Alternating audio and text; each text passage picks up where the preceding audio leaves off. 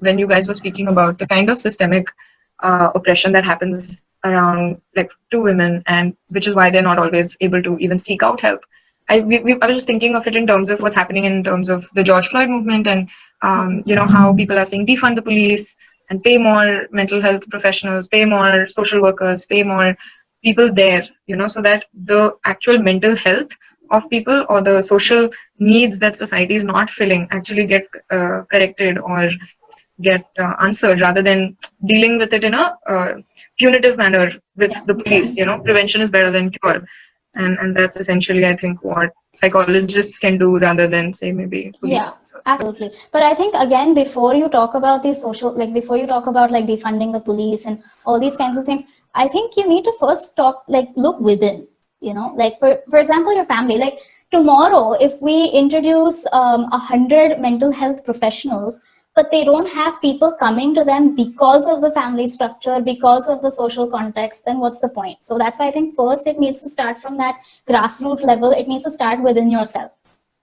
You need to, especially when we talk about education is always at the grassroots level. If only people, paid more attention to that, there needs to be more awareness regarding education, then only we can have like the further discussions about defunding the police and, all those other things.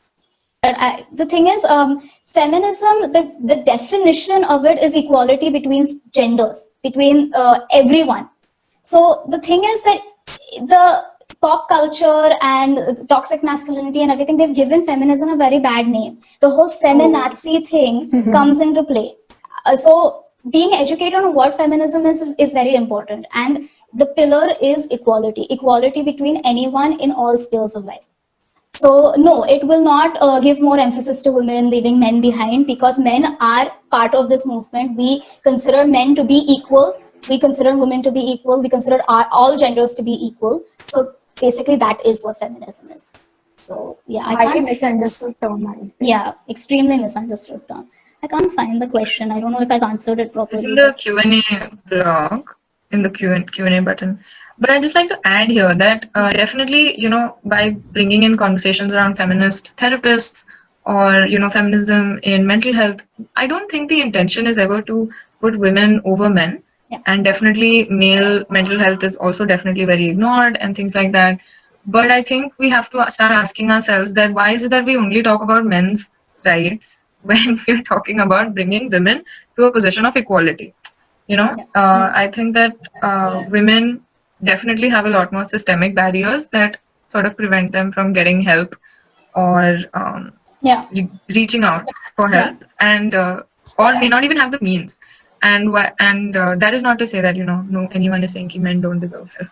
Yeah, I think when it comes to feminism, to understand it a little better, if we have time, there's a little image that I had seen a couple of weeks back, which I absolutely loved.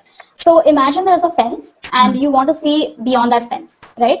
And there are two people. There's one that's really short and one that's, average height or tall or whatever.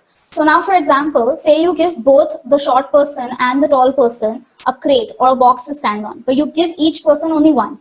Now, the person who's of average height, even he has one box, he stands on it, he's able to see past, above the fence. But then there's that short person, you give him one box and he still doesn't reach that required height to see over that fence.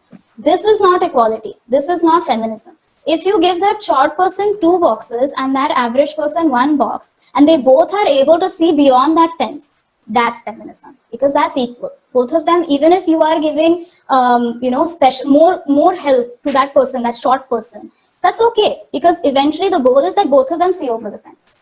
I hope that that explains it a little better.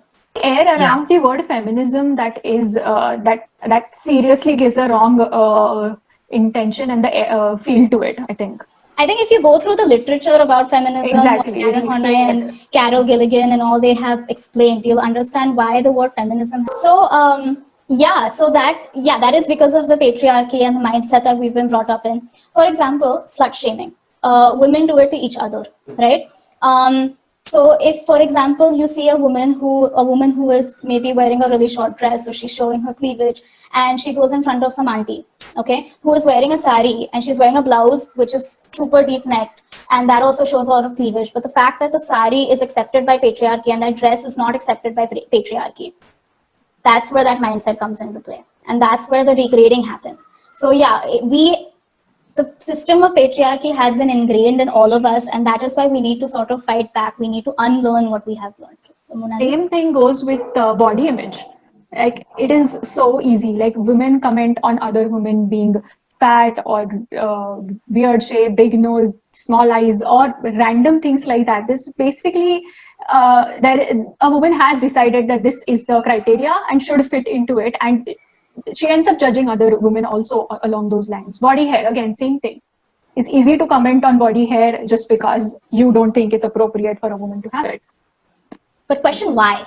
Why isn't it Exactly. appropriate? Not just it's appropriate. That question, when you start questioning why, then that opens up Pandora's box.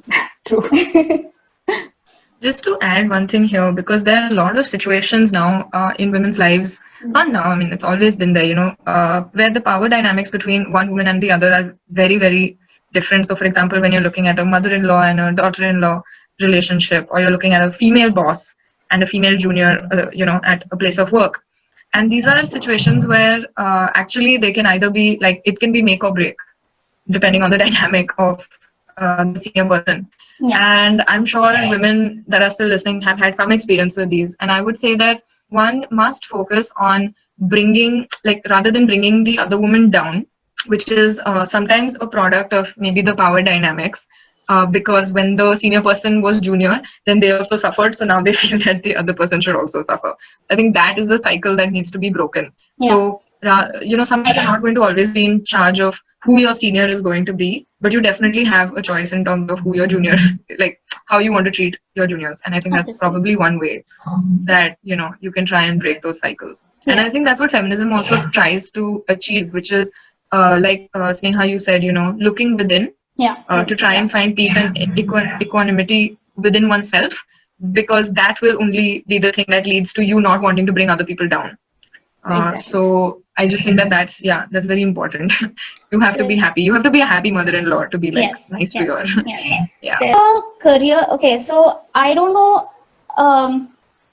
The thing with career counseling, a lot of people do it, and a lot of people are hacks. This is my very, very frank opinion.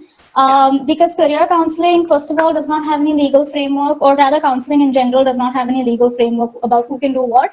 And career counseling is one of the easiest scams, and you can make money off of it. I'm not saying career counseling doesn't work. Of course, it does, but it has to be from a professional who is qualified. So now, after seeing your experience, I'm so sorry that you had to go through this, especially when it comes to your aptitude, your career, and all. This should not have happened. Please find out the person's qualifications, and please find out maybe different institutes where there are such qualified people. Maybe go to a clinical psychologist, maybe go to a career counselor, maybe that is associated with some university or some school, who has maybe done those courses for aptitude testing and career counseling. But don't be discouraged. This is not on you. Don't blame yourself, and don't doubt your abilities. The person who you had gone to, they should have been a little more mindful about how they went about their counseling. Because the thing is, again, we don't give advice, because you're saying that the counselor totally discouraged you from pursuing what you want to do. That is something that a counselor should never do. This is not very ethical, because we don't give advice, and we don't take decisions for the clients. We will let the client come to their own decision, but through guidance, through resources that we will provide them, and through maybe healthy ways, techniques that they can use to come to their answer. So that is my opinion on it. Again, I'm very sorry that you had to go through such a situation. So yeah. Monali, do you have anything to add? No, nothing else. Neha has almost covered the whole thing. Career counseling is a hack. I have been on a receiving end of this. So I agree with the person more than anything. That's really interesting, because career counseling is actually something that schools invest in a lot during the formative years of like deciding which subjects and things like that. Yeah, I'll give my own experience. I had career counseling in my the tuitions that we went to. So I'm not going to take any names, but I went to like a big coaching class basically for my 10th.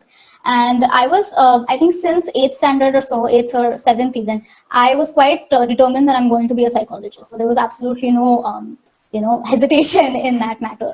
And I knew that I wanted to get into arts and do it, and because I love French also, I learned French also, so I wanted to do both at the same time. the career counselor told me that you won't be able to go into therapy and counseling, psychology, because you talk a lot. And I'm thinking, how is this a criteria? Like, this is not a criteria. First of all, you've not taken really any concrete aptitude test or anything. Not that I had a lot of knowledge about it then, but now I do. But looking back on it, it was bogus. If Yeah. I don't talk, if I am not a talkative person, if I don't relate to people through verbalizing, then how can I even initiate therapy? How can I talk to clients, right? So, I mean, career counseling, again, you have to be very careful about who you're going to. It has to be someone very qualified, as You're with saying any. that. So you're saying that they told you, like they gave you their so-called professional opinion without taking an aptitude test or, one of the MBTI type personality test or something. That MBTI is seems. also, yeah, MBTI is also not Yeah. actually supposed to be used. It gives you, Mm-hmm. like, for example, if anyone knows Dr. Bhushan Shukla, he's a very famous psychiatrist. He's actually talked about this, that MBTI should not be used for career counseling. And that's a little tweet of his. You can go and find it on Twitter. But basically, MBTI gives you kind of like a general description, like a personality description, which is not aptitude. Aptitude is completely different. So there are different aptitude tests. So, but